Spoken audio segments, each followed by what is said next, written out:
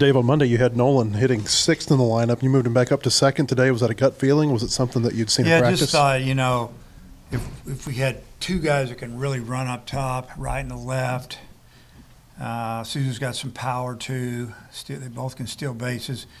Can set it up for the guys behind him and just talk to him about that a little bit. And he had a good day.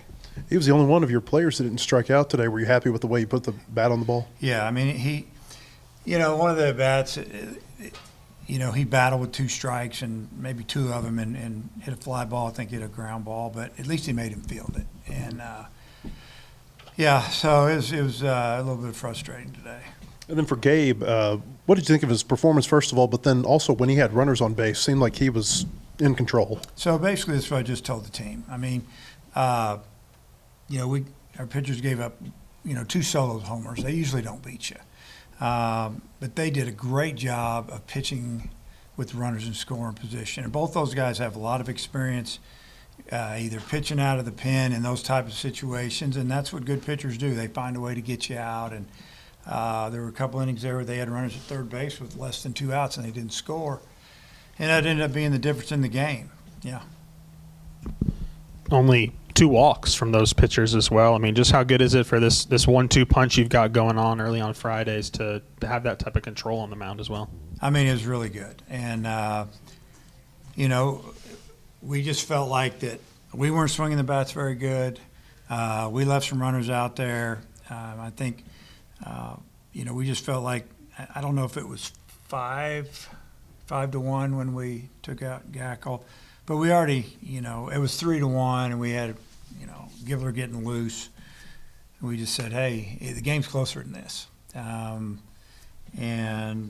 had to fight. We had to fight to win the game. I mean, almost from our side, it just felt like, almost like we were losing, just because of the way we didn't do much. I thought their starter was outstanding after the first inning. I mean, we had talked with East Carolina. They said he's really good. And, they didn't get him. And we got him in the first, and then he got us the rest of the time. And then he ran out of pitches, I guess. But, we've got to start being a little better at the plate.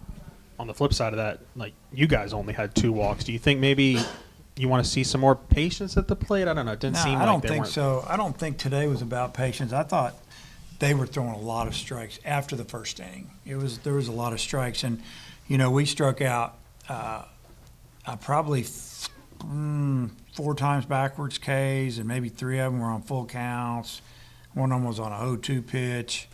A couple pitches in, a couple pitches away. So I thought their pitchers did a nice job of throwing the ball over the plate, and it wasn't where we were swinging a lot of bad pitches. Sometimes we didn't swing enough.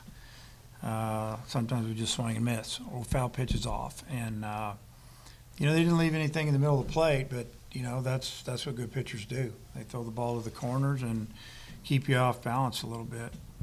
Camden's now got, I think, 3 home runs here early in the season. Did you maybe anticipate the power numbers could go up a little bit from what you saw in the preseason? What are you seeing from his swing right now? Well, I mean, he had 15 last year, and I feel like he was going to hit his home runs. He's stronger than he was last year, and he was really strong last year. But now this year it's a little different strength. It's more athletic strength. He's kind of trimmed up a little bit, and you can probably see it in his defensive play, showing a little better range, a little better, just flexibility, and it's made him a better player. Coach, obviously Pompey makes a really good play at third to save a run. Did you get a little bit of flashback of Aloy whenever he went and made that play, and how awesome is it to have like a really athletic third baseman over there?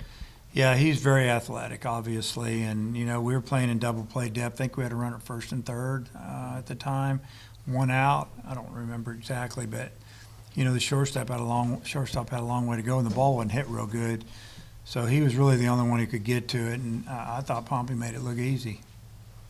Also, you kind of touched on it already. Gackle and Gibler both escaping out of a lot of jams. Mm-hmm. What did you see from them specifically whenever they got into the bases loaded or runners on second and third? Really, more than anything, just made pitches. Like I said a minute ago, they're good with runners in scoring position, runners on base. They've they both pitched out of the pen in tough situations. They have a lot of experience there, but they're both guys who can start, obviously. But no, tremendous job of not letting Xavier punch in a couple of runner on third, less than two type runs with a fly ball, sac fly.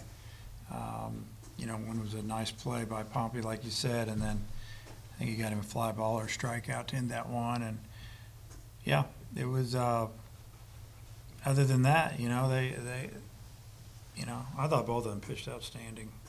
You said yesterday you're hoping Cahill would be about 90% today. Where was he at pregame? Yeah, Making easy comfortable playing? 90% running. Honestly, I would have pulled him if he'd have got an at bat in the ninth. Unfortunately, we did something we weren't supposed to do, and somebody got thrown out. And it wasn't the way we were going to run it, but it's just baseball early in the season sometimes.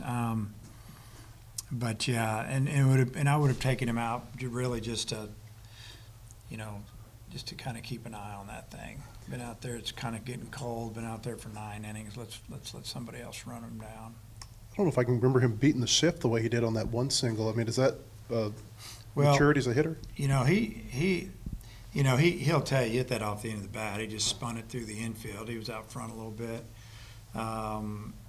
They're playing us to pull with those shifts, and they're pitching us away a lot of times. So if you can just go out there and just slap one, you can maybe grab a couple of those a game or make them change. But no, he goes to right center pretty well. If you look at the book on him, though, when he hits the ball hard on the ground, it's usually to the left side of the second base bag.